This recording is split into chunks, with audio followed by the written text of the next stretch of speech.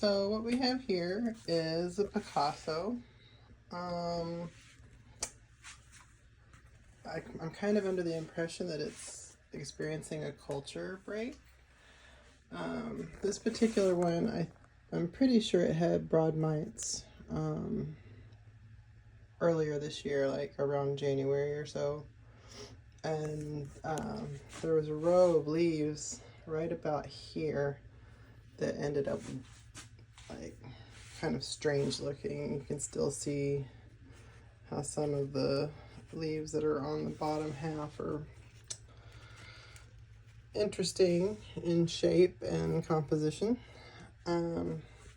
So the top half of this, up in here, the first 3 or 4 rows of leaves, they're smaller, and I think they could be healthy if they were separated from the rest of this.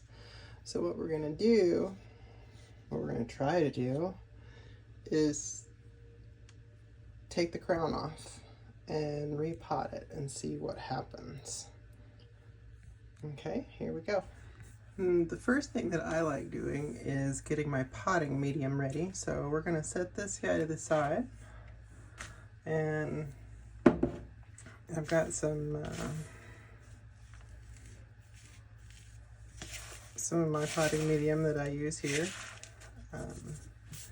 And we're going to add some water to it because we want the medium to be moist so that roots will start whenever we decapitate the plant. I'm just going to mix this in.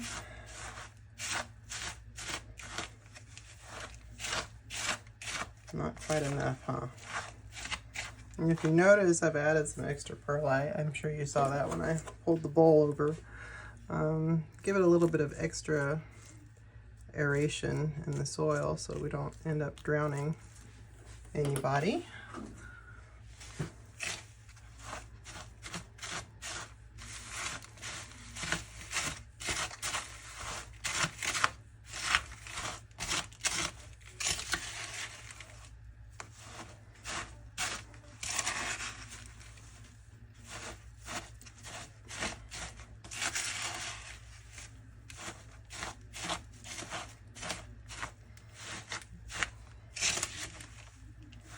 Still a little bit on the dry side.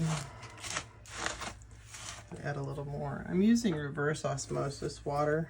The area where I live, we have particularly hard well water, and the alkalinity of it is off the charts. You look at it on a pH strip that you check your pool with, and it's like so dark it doesn't even show on there. The little chart that they have on the side of the bottle. So with the reverse osmosis, we get the more neutral thing going on here. And when I fertilize, I use wick watering, and when I fertilize, I'll do 1/3 to 1/2 of my water is RO, and the rest of it is well water. And I've found that it seems like, for me anyway, it remains pretty stable, and the pH is lower. I've started flushing out some of my plants that I've had a little longer because the leaves started turning yellow and they started looking not happy, and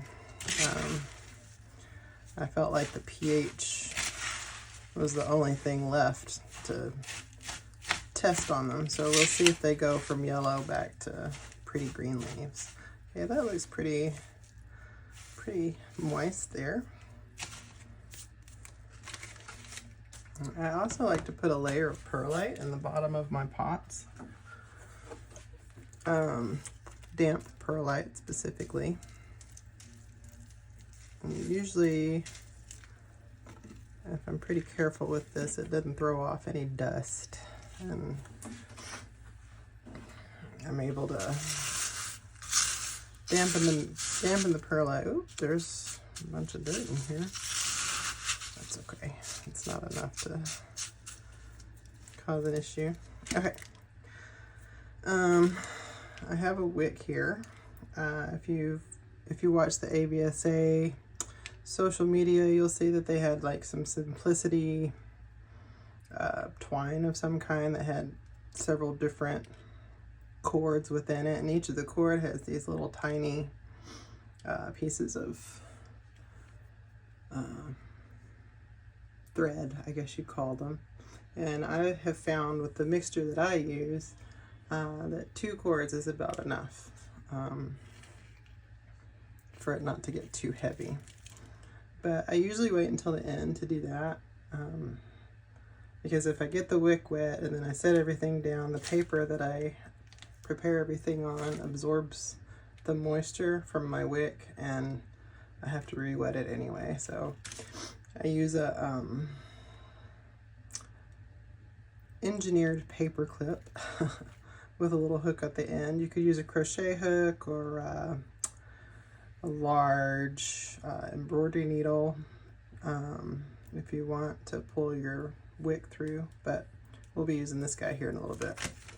Okay, now for the scary part. So we're going to take this guy. The green is beautiful, so that part of it seems to be going okay, but these upper leaves are curling under a lot, and it's kind of concerning to me because I like for them to look happy, and that just doesn't look very happy to me. So we're gonna take this guy, and I'm taking my X-Acto knife that has been sterilized, and I'm going to cut it off right above that lower section very carefully.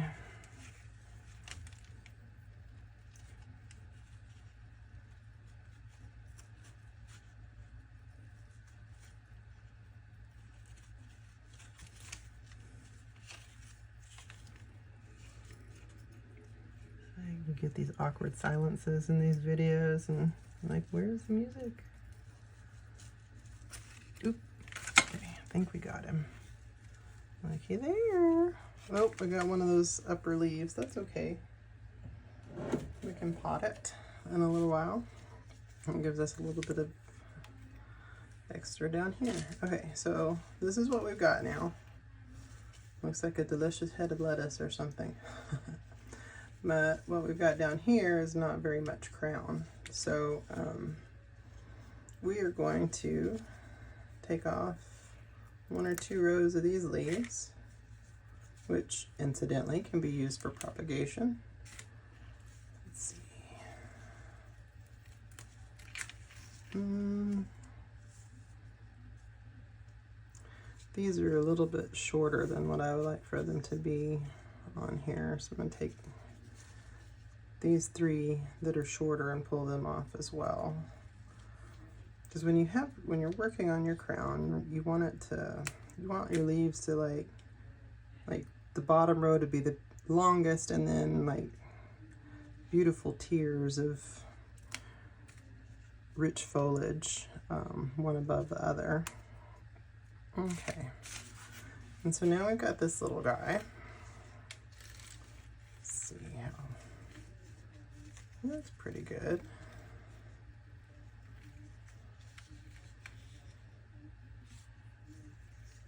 I might take this one off too. Okay. Yeah, now he looks a little bit more balanced. All right, so now we've got this nifty little stub of a stem left, and we're going to scrape it off.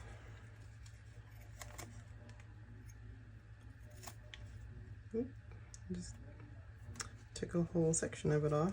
Oh well.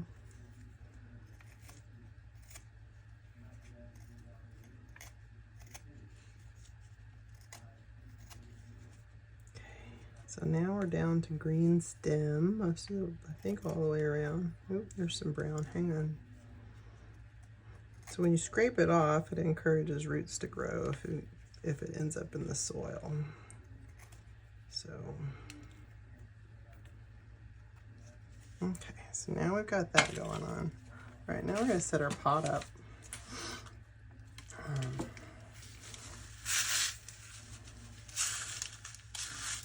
I'm putting my layer, very wet, evidently, perlite down in the bottom. That's fine. When it's something like this, I don't like my soil to go super deep, so I actually go a little higher.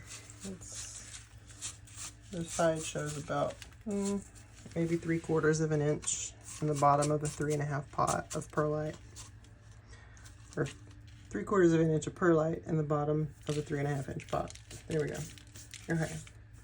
Then we're gonna scoop some of our soil in.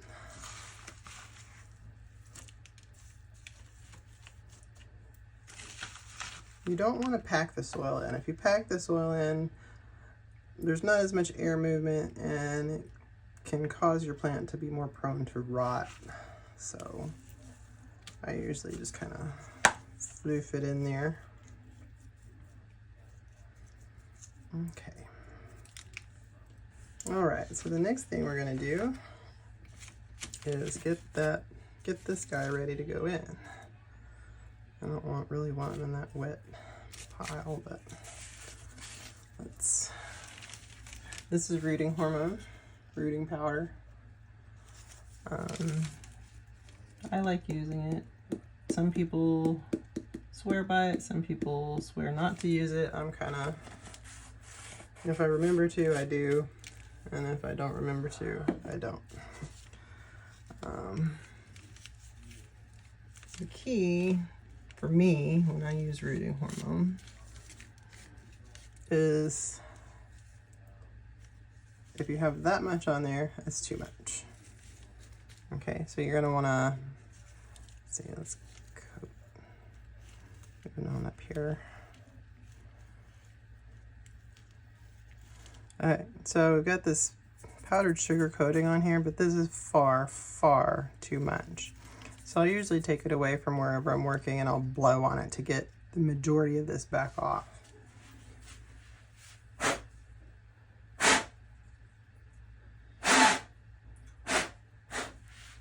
Okay. So now you can kind of see the green on it, and then we're going to make ourselves a little indention in our soil right here. If you remember, for a healthy AV, you want to try to make sure that your bottom row of leaves is above the soil line. So we're gonna, that's a little deep. We're just gonna barely set it down in there. We're gonna firm up the soil around it, but our challenge is this guy's gonna fall over and be really top heavy.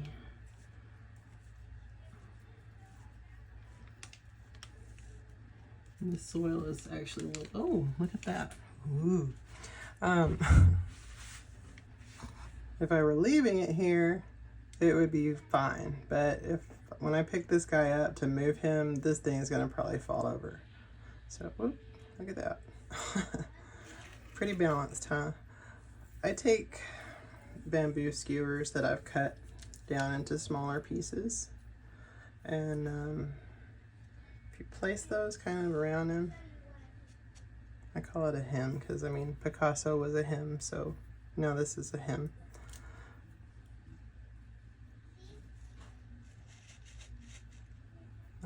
I push it in until I hear it in the perlite, because the perlite tends to be a little bit more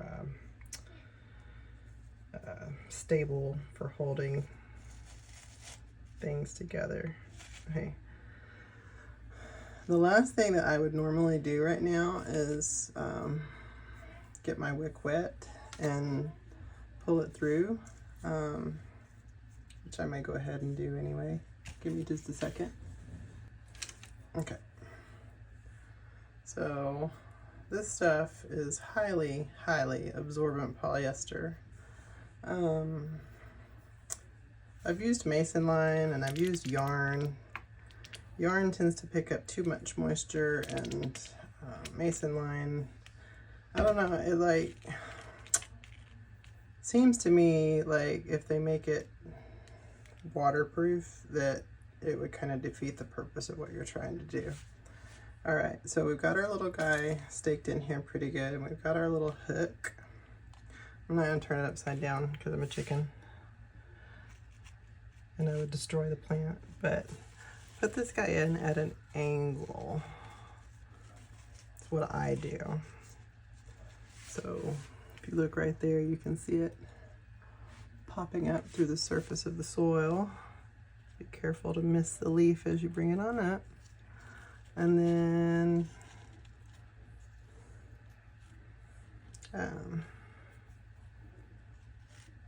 I hook it into my little hook on the other end. And pull it on up through my plant, just like that. There's my wick. And then I take my little end and tuck it under. Kind of cover that. And now we've got the beginnings of hopefully what will be a healthy plant. And this guy I will put on a water reservoir. Hold that thought. Ta-da! We'll put the wick in when we're ready. He needs to sit and dry out about a day or so. So he's got about the right amount of moisture. And then you can either get a giant plastic bag to put over him. I've got some of my leaf starts like that. Or they have these fantastic cloches. They're really lightweight, really cheap at the Dollar Tree. Or maybe I should call it the $1.25 tree now, since they've raised their prices. Anyway, you can put them in there. This particular one will probably need to have something raised around him. I've got some little, like smaller pots that I can put around the side so that it's a little higher and his leaves aren't touching it. And then give him a few weeks and he'll root and hopefully be much happier than he has been. I hope you enjoyed this. Thanks for watching.